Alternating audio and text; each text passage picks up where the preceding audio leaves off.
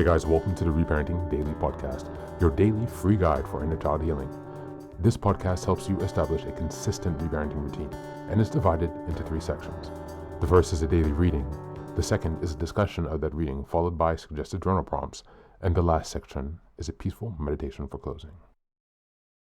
Good morning, good afternoon, and good evening from whenever and wherever you're joining us. I'm so glad that you can join us for this journey of healing, self-expansion, and growth. If this is your first time, welcome. Now, before we dive in, I'd like to remind us that we've passed the 500 marker of Reparenting Daily. As a celebration of that, I've opened the Patreon community for free membership so that you can join our Zoom calls for free. There's a lot going on in the world right now, and many people are struggling. And so my hope with this is to encourage others to take up the serious work of reparenting on themselves and to offer and provide a free community where people can do that. I'd also like to personally thank all of you who have been along for the journey so far. Just as a reminder, this is a free podcast, but I do sell the Reparenting Daily Journal where you can follow us along with all the monthly and weekly themes, and where you can also join us in our free Zoom calls to reflect on the weekly themes as we make our way through the year. This is something that I've opened up for free, but you can purchase the journal if you'd like to support the podcast. You can also just copy the themes within your own journal and follow us along there. If you'd like to support us in other ways, you can also join the Patreon with a paid subscription or also donate on Buy Me a Coffee. Just as a reminder, I've created another resource called Fairy Tales for Reparenting. This is a 3-volume series that organizes fairy tales from around the world into the 3 phases of the hero's journey, from beginning, middle, to end. Now, these are fairy tales that come from Grimm's fairy tales and other traditions and other cultures around the world. And while you might think that fairy tales are for kids, actually, these stories contain profound truths and lessons that we can use in our reparenting journey. So these books are a very simple and creative way to connect to your inner child. I'd like to send a very warm thank you to Maria, who has been helping me to edit the books since I had some difficulties in the fall and I've had some issues with my eyes. So now the first 2 volumes are available on Amazon in ebook or regular book format, so you can check those out, and we'll be working on that last volume to release to you as soon as possible. But again, these stories are ways to connect with lessons that are shared across different cultures, to reconnect with your inner child, and to really teach yourself some lessons that have been carried down for centuries and millennia. As we're passing episode 550, I'd like to also turn your attention to the fact that I've changed the meditation at the end of the podcast, and so you can check that out now for a new experience of binaural beats. So this helps with binaural stimulation from the left to right ear, a bit like a replication of the EMDR experience. So I'm hoping that this can help bring you guys some relief, and we'll have other meditations coming soon as we progress with the rest of the year. So with these announcements now out of the way, let's dive into today's practice. Hey guys, today's reading is an article entitled How to Find and Create Joy in Your Life by Dr. Christian Strom. Just as a reminder, we are in November, and the theme for this month is gratitude and abundance. We are in week 3, which has been November 15th until the 21st. It's the last day of the week. And the theme for today, or this week, has been finding joy in simple things. As always, I will only read a portion of the article, and you can go in the show notes to read the article in its entirety. The definition of joy. Before we go to the dictionary definition of joy, I want you to take a moment to think about what joy means to you. How would you define joy? And what experiences have you had today, yesterday, this week, this month, or in the past years that have been truly joyful? Can you identify them? What makes them distinguishable? What makes you distinguish them as joyful moments? And what emotions come up when you think about these experiences? As humans, we experience joy in so many ways. We can feel joy in the highest highs and the lowest of lows, and the most normal moments of life as well. For me, when I was experiencing such low moments and negative emotions in my daily life, I was capable of experiencing moments of joy as well. But my goal was to start to feel more of those moments of joy and less of the moments of stress, frustration, and exhaustion. Here are a few definitions of joy for us to consider. The dictionary.com definition of joy is the emotion of great delight or happiness caused by something exceptionally good or satisfying. Next, true joy is a limitless, life-defining, transformative reservoir waiting to be tapped into. It requires the utmost surrender, and like love, is a choice to be made. Joy is not simply a feeling that happens. Next, Brene Brown writes in Atlas of the Heart, I define joy as an intense feeling of deep spiritual connection, pleasure, and appreciation. The Oxford Companion of Emotional and Affective Sciences defines joy in this way.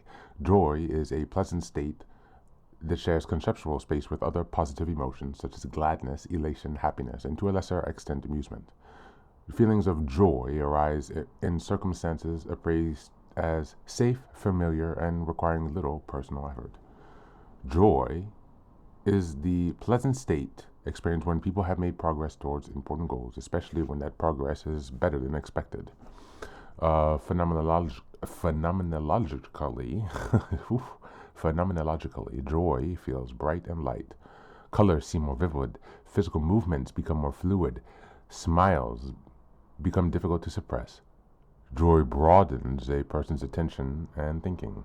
Such broad thinking is thought to support the playful, do anything action.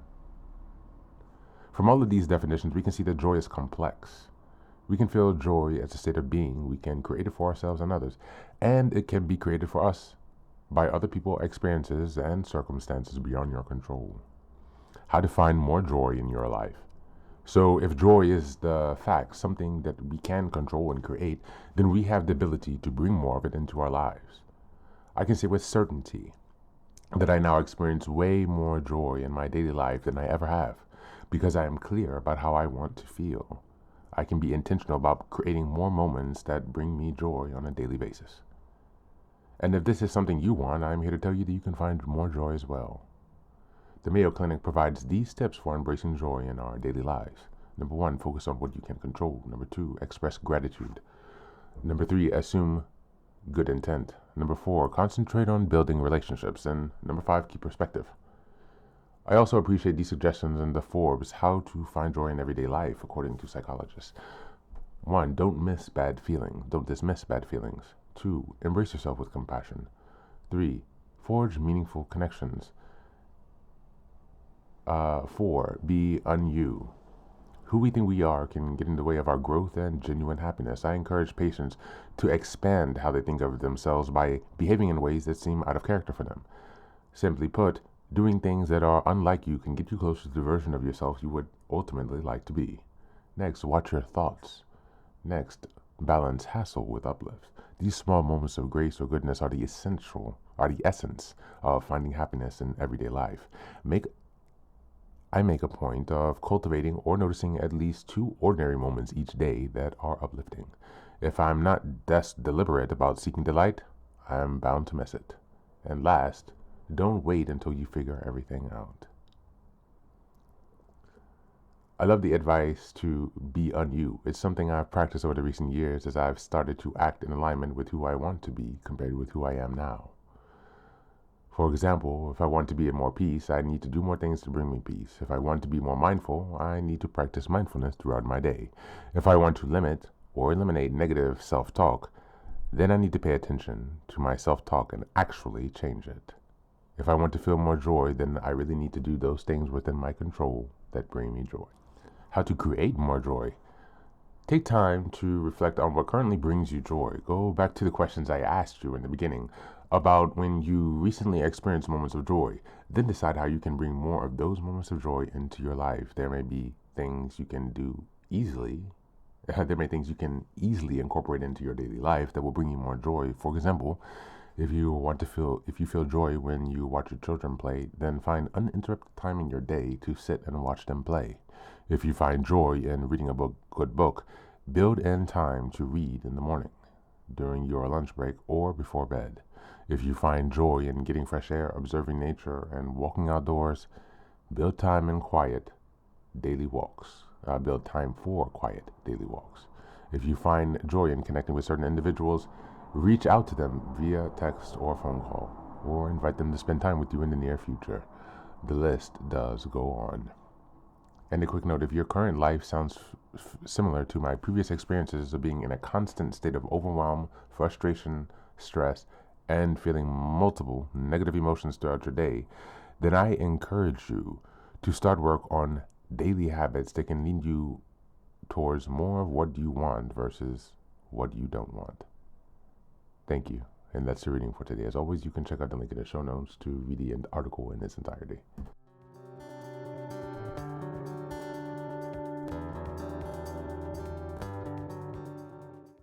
Welcome back. This reading pushes you to actually define joy for yourself, not in a vague, abstract way, but through lived experiences. You see, joy isn't just feeling happy, it's a complex emotional state that shows up in every small moment, from peaceful moments to major breakthroughs. The author makes it clear, even during moments of stress or emotional heaviness, joy can still coexist. But the goal is to increase the frequency of those moments by becoming intentional about them. The definitions are offered from dictionaries to Brené Brown to neuroscientists. All of these definitions underline that joy is both emotional and embodied. Joy happens when you feel safe, connected, aligned with your values, or unexpectedly supported. It brightens perception, widens thinking, and literally shifts your brain into more expansive, abundant mode. This is because if your nervous system was built in scarcity, survival, or hypervigilance, joy can feel foreign or undeserved, but it's still available and it can be cultivated. The reading emphasizes agency. Joy is partially created by circumstances, but it's also something that you can train your mind towards. Through gratitude, connection, compassion, challenging your self-talk, and choosing actions that align with the version of yourself you want to grow into. You build the life where joy isn't random, it's woven throughout your days.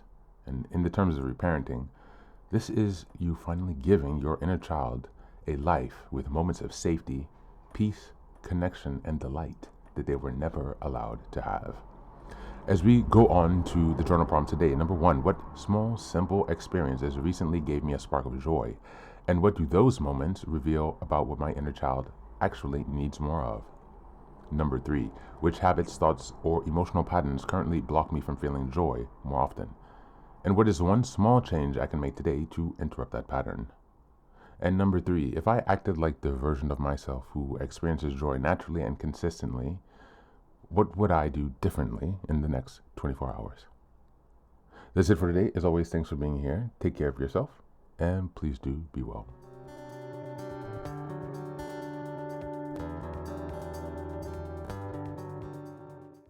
Welcome back. Welcome back.